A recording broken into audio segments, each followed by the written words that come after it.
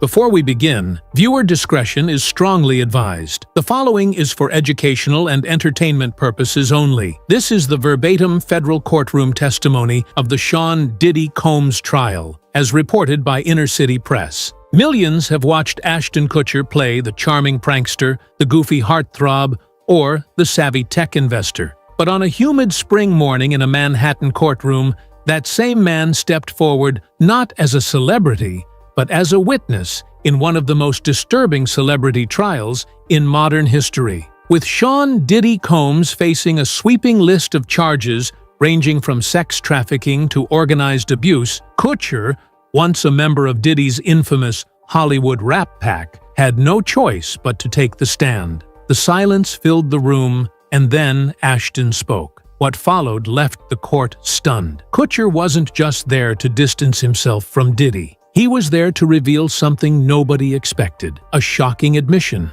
a betrayal, and a secret that may change everything. This is the moment Ashton Kutcher turned witness. This is the story of the day he broke his silence. The atmosphere in the courtroom was tense, unusually so, even for a case already saturated with bombshell revelations. But when Ashton Kutcher was called to the stand on day 9 of the trial against Sean Diddy Combs, the room shifted. There was a different kind of silence. Kutcher didn't enter like a Hollywood celebrity used to red carpets and fanfare. He walked in like a man cornered. His tie was tight, his brow damp, his eyes scanning for an exit that didn't exist. Because for the first time, he wasn't on a soundstage. He was under oath. The media had speculated for weeks that Kutcher's name could come up. Years of photos, investments, and partying with Combs had resurfaced in the wake of Diddy's arrest, and Ashton's team had been working overtime to clean up the timeline. But no amount of spin could change what the prosecution had dug up.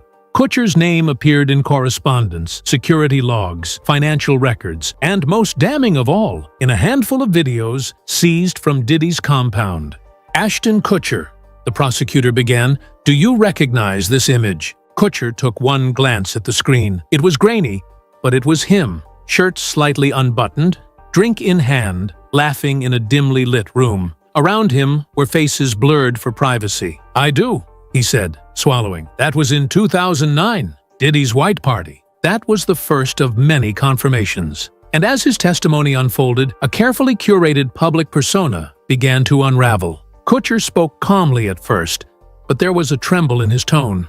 "I was friends with him," he said of Combs. "I looked up to him, but there were things I saw, things I ignored." He explained how the so-called new Hollywood Rat Pack had formed. Diddy, himself, Danny Masterson, Wilmer Valderrama. At first, it was partying. Then, it was business. Then, it was something else. There was a turning point, Kutcher said. "It went from private events to things I'd call curated experiences, and I didn't ask enough questions." The prosecution asked if he had ever witnessed criminal behavior. Kutcher paused.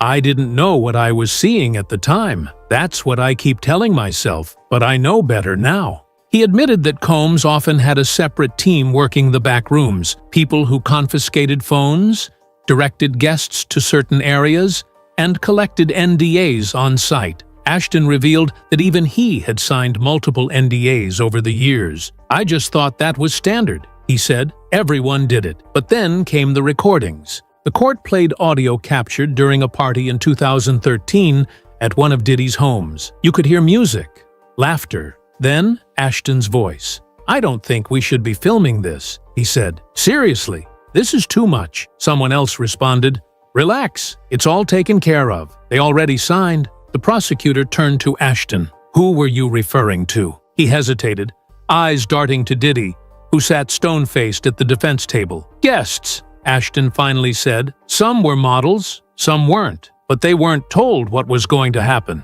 Not really." By the end of part 1, Ashton's testimony wasn't just about Diddy, it was about complicity, about a culture of silence that rewarded those who played along and punished those who asked questions. And it became clear, Kutcher had once been one of the former. But now, in front of a judge and a jury, he was trying to become the latter. Ashton continued his testimony into the afternoon, this time detailing the infamous years of the new Hollywood Rat Pack. "It was me, Diddy, Danny Masterson and Wilmer Valderrama, he said. We called it a new kind of brotherhood, but in hindsight, it was a machine. He recounted stories that at the time sounded glamorous. Private jets to secret locations, all-night benders in mansions with no clocks or windows. But these tales now took on a sinister shade.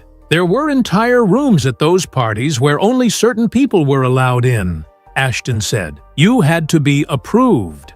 I didn't ask who was doing the approving. The prosecutor pressed him. Did he ever see anything illegal? Anything exploitative? Ashton exhaled sharply. Not with my own eyes, he said. But I heard things, and I ignored what I heard. I laughed things off. I told myself it was just rumors. He detailed one incident in particular, a private yacht party in 2012. Diddy brought out a group of young women. Most of them were models or influencers. He said, "They've all signed. You're safe." I remember laughing. I shouldn't have. He talked about how the Rat Pack dynamics shifted. Danny got darker, he said, referencing Masterson. More paranoid, more controlling. Diddy and Danny were very close during that time. The court showed footage from Diddy's 2009 White Party, co-hosted by Kutcher. That was my idea, he admitted. We were promoting charity on the outside, but behind the scenes, I think we were promoting something else entirely. He told the court that as time went on, even he started keeping secrets. You don't rise in Hollywood without learning when to shut up. I was making millions. I had a brand, and I didn't want to ruin that. He also explained how guests who asked too many questions weren't invited back. There was a guest list, and there was a blacklist. You don't cross Sean Combs. Everyone knew that. He even referenced a troubling encounter between a female guest and another celebrity, whose name was redacted during court testimony. I asked if she was okay. She said, "They told me not to talk." That stuck with me. Ashton began to tear up slightly. I'm here because I was part of the circle, and I saw enough to know something was wrong, and I didn't do enough to stop it. The gallery sat in stunned silence. Ashton Kutcher, long seen as the likable goofball, the tech-savvy investor, the doting husband, was now peeling back layers of a Hollywood secret few dared to confront, and it was only getting darker. Kutcher's testimony shifted from Hollywood gossip to direct exposure. The term freak-off, long rumored in industry blogs and anonymous posts, became part of the courtroom lexicon. "What's a freak-off?" the prosecutor asked. Ashton hesitated. It's an event Diddy would host, he said. Private, exclusive, phones taken, guests blindfolded sometimes. It was presented like performance art, but it wasn't. Not really. He described how he was invited to his first one in 2005. I thought it was a theme party, he said. I brought a date. Within 30 minutes, I regretted coming. He wouldn't describe everything he saw, but he did say this. There were hidden cameras. There were people who looked terrified. There were rooms you didn't walk into unless someone tapped your shoulder. The prosecutor brought up a detail from a seized laptop. Ashton's name was on a digital guest list, tagged green light. It meant I was trusted, he said. I don't know what I did to earn that, but I knew what it meant. I could go anywhere. He also described being given documents to sign, NDAs drafted not just for guests, but for high-profile entertainers, security teams, caterers. The NDA I signed in 2010 was 28 pages long. He said, I signed it anyway. The courtroom listened as Ashton explained how difficult it was to step away. You're not just backing out of a party, he said. You're backing out of a network, a power structure, a system. He recalled one moment in 2014 when he tried to stop attending. I told Diddy I was done, that it wasn't for me anymore. And he said, you don't quit. You're in or you're out forever. That same week, Ashton claimed 3 investment deals mysteriously fell through. I got a call from a mutual friend who said, you made someone nervous. Ashton ended with a chilling admission. I was afraid, not just for my career, but for my family. Diddy had reach, and people don't understand. He didn't need to raise his voice. All he had to do was stop returning your calls. That was enough to destroy someone. And with that, the courtroom broke for recess. But nobody moved, because Ashton Kutcher, for the first time in decades, was finally telling the truth. Once the court resumed, the focus turned away from parties and into something far more calculated, the financial and business ties that had quietly fueled the lifestyle Ashton Kutcher and Sean "Diddy" Combs had constructed. This wasn't just about what happened behind velvet ropes, it was about what funded it. Kutcher had long been considered a savvy investor. From early tech startups to massive venture capital plays, he had positioned himself as Hollywood's bridge to Silicon Valley. But as he explained the network behind it all, a pattern emerged. Many of his deals overlapped with names now caught in the crossfire of Diddy's scandal. In 2009, I started getting involved in more than just entertainment, he said. I was introduced to founders, fund managers, and Sean had connections most people didn't. He could open doors that even the biggest venture capitalists couldn't. He described how Diddy brought him into a circle of international financiers, brand developers, and nightlife moguls. They didn't just throw parties, they built companies out of them. There were branding firms disguised as clubs, investment groups disguised as lifestyle blogs. It was marketing, surveillance, and recruitment, all rolled into one. One name came up repeatedly: an anonymous investor tied to several of Kutcher's ventures, later discovered to have direct affiliations with Combs' overseas business arms. Financial records showed large transactions labeled only as consulting or event services, but the destinations of those funds often aligned with dates of notorious private gatherings. Ashton also admitted there were shell companies he never fully understood. They told me it was to protect intellectual property, he said, but looking back, it was probably to hide who was really funding what. When asked why he didn't dig deeper, Ashton looked down. Because the money was good? Because I didn't want to be the guy who asked too many questions. The prosecution laid out a timeline of investments, from Kutcher's involvement in an exclusive tech hub in downtown LA to his partnership in a nightlife-focused app that folded shortly after receiving millions in funding that traced back to accounts now frozen under federal suspicion. Kutcher admitted he'd received updates from the app's leadership, but the user data they collected, names, locations, biometric info, had quietly been sold off. I didn't know, Ashton said, but maybe I should have. He also described one eerie moment in 2016 when he was shown a pitch deck for a new app developed by one of Diddy's associates. It was supposed to help talent connect directly with producers, but there was a page about discreet background checks and personality profiling that made me uncomfortable. I passed on that one. Revealed wasn't just a story of bad parties, it was a full-on infrastructure that blurred the lines between Hollywood and darker interests.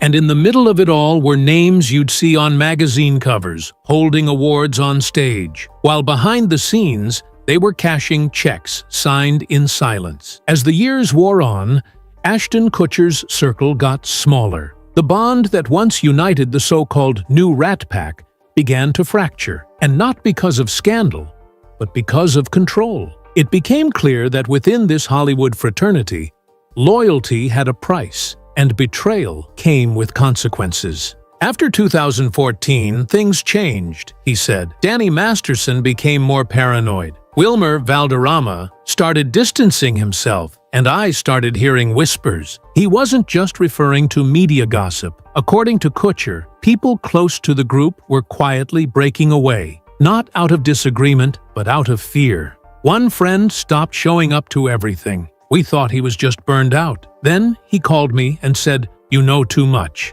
Get out." Kutcher claimed that after he began declining certain invitations, events, investments, dinners, things around him shifted. Projects that were greenlit suddenly went dark. PR deals fell through, and certain executives stopped returning his calls. It felt like I was being quietly frozen out. He detailed a chilling encounter in early 2017 when he ran into Diddy at a charity gala. He hugged me, told me I'd been missing out, and then he said, "You should be careful about what you don't remember." That line stuck with me. Shortly after, Ashton said he received a USB drive in a blank envelope at his office. It was footage from a party in 2012. Nothing illegal, just embarrassing. I got the message. He admitted that fear started dictating his decisions. He didn't speak up. He didn't confront anyone. He just tried to back away slowly, hoping no one would notice. But someone always did. Every time I pulled away,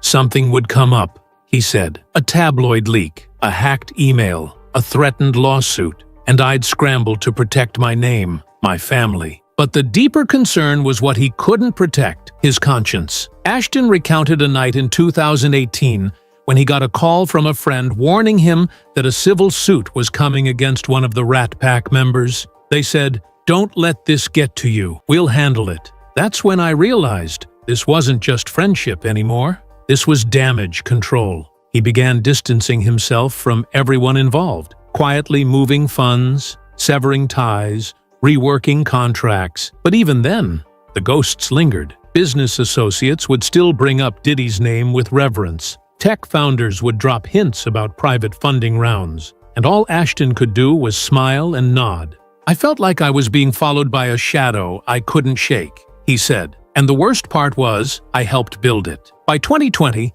Ashton Kutcher had done everything to scrub his image clean. His investments were framed as altruistic. His media appearances leaned wholesome. His family life was staged like a postcard. But under the surface, he was running. He wasn't alone. The entire entertainment world was shifting.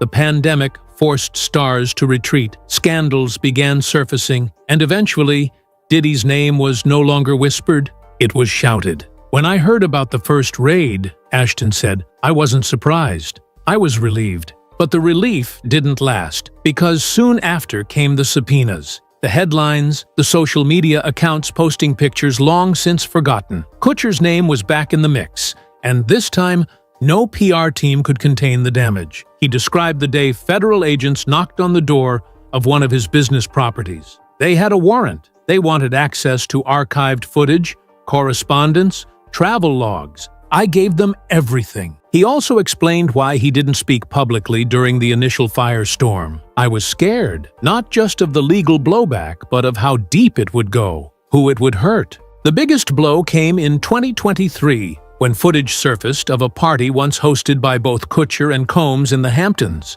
It wasn't graphic, but it showed influencers being led by handlers into off-limits areas. Ashton, on camera, said only one sentence: "Just keep them calm until we start." When that clip surfaced, everything changed. "That wasn't what it looked like," he said in court. "We were running a branding shoot, or at least, that's what I thought. That's what I was told." But public perception didn't care, and for a man who had built his brand on charm and trust, the hit was fatal. He lost endorsements. Tech partners began distancing themselves. Investment funds quietly removed him from board listings, and Mila, his wife, was reportedly livid. "She begged me to walk away years ago," he said. "I didn't listen."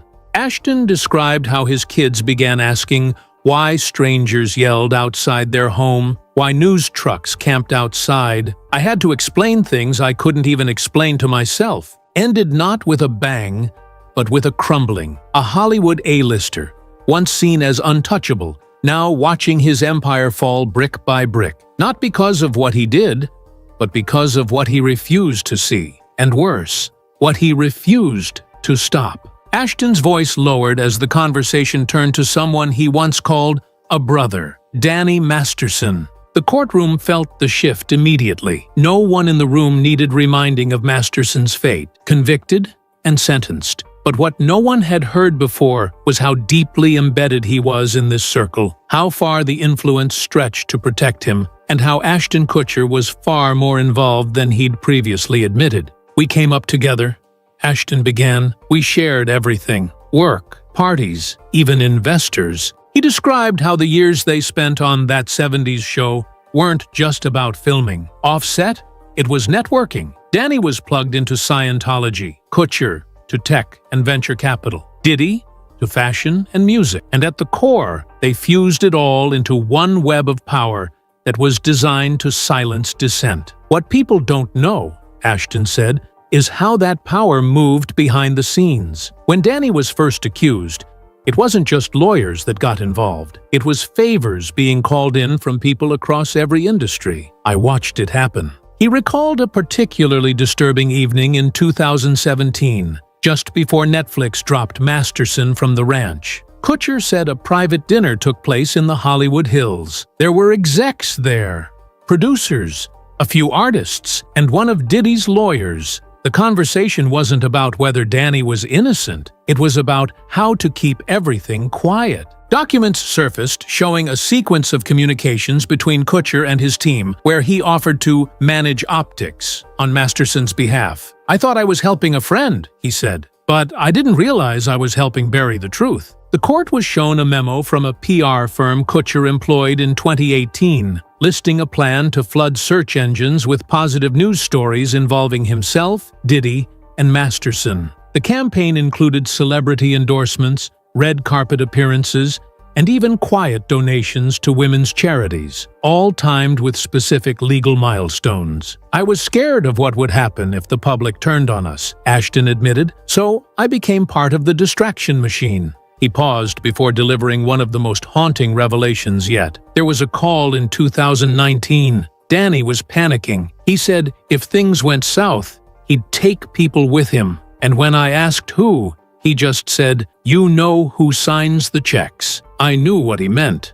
Everyone in that circle did." By now, it was obvious to everyone listening, this wasn't about Ashton Kutcher simply being in the wrong place at the wrong time. This was about a man who had been close enough to the center to see the gears turning. He finally pulled back the curtain on how silence was bought and how it nearly bought his soul. Ashton described something called the cleanup crew. "It wasn't one group," he said. "It was a system, a strategy. There were fixers, drivers, private medics, publicists, legal shields. You'd walk into a mess, and by morning, everything would be reset. People paid, stories erased, sometimes memories too." He recounted an incident in 2015 at an event overseas. A guest had a medical emergency. A security team swept in, removed her, and by dawn, the room she'd been found in had been remodeled. "I saw the blueprint," Ashton said. "They covered the entire wall in mirrored glass, like it never happened." He explained that there were 3 tiers of silence: the hush fee, the job offer, and the threat. Some people got a new car, others got booked in a new series, and some just disappeared from the invite list. Financial records were presented showing Ashton had authorized payments through one of his LLCs to a media consultant who had, coincidentally, also worked on damage control for a Diddy-led fashion campaign around the same time. When asked why he did it, Ashton's answer was simple: "Because I didn't know how to escape." He revealed that by 2021, he began quietly withdrawing from certain ventures. He severed ties with Diddy's associates, closed dormant businesses, even deleted a decade's worth of photos from cloud archives. But the deeper he tried to retreat, the more people questioned his silence. "You ever tried to delete a part of your life?" he asked. "The problem is, someone else always has a copy." He spoke about a chilling message sent to his wife, Mila Kunis, in early 2022. A photo of her with their children, captioned with a line from a contract she'd never seen. It wasn't a threat, it was a reminder that even if you leave the party never leaves you. He ended with Kutcher explaining why he was finally speaking out. "Because I got tired of erasing myself," he said. "Because the longer I stayed quiet, the more I became one of them." Ashton Kutcher sat still for a long moment before speaking again. It was as if he knew what Part 9 truly meant, not just for the courtroom, but for the legacy of everyone still watching. "This isn't about saving face," he said. "This is about saving whatever part of myself I still recognize." He was asked one final question. If given the chance, would he go back and change anything? "I would have walked away," he answered, "back in 2005. The first time I saw the door close behind me at one of those parties, I should have left. But I didn't. I stayed. I played along. I smiled on carpets and pitched apps while people got hurt behind the scenes." He admitted he had sent letters to some of the victims recently, not to ask for forgiveness, he said, just to tell them, "I see it now. All of it." Ashton turned to the judge before stepping down. "Your Honor," he said, "if there's anything this court needs from me, emails, records, names, I won't fight it. I've done enough fighting for the wrong people." A hush swept over the room. Even Diddy didn't flinch, because at that moment, the courtroom wasn't filled with celebrities or moguls. It was filled with the echoes of what they'd all tried to bury. Outside, the world was watching, and whether you believed Ashton was a hero, trying to atone, or just another guilty man with a polished smile, one thing was clear. The curtain was finally being pulled on the myths of fame. And what stood behind it was far uglier than anyone wanted to admit.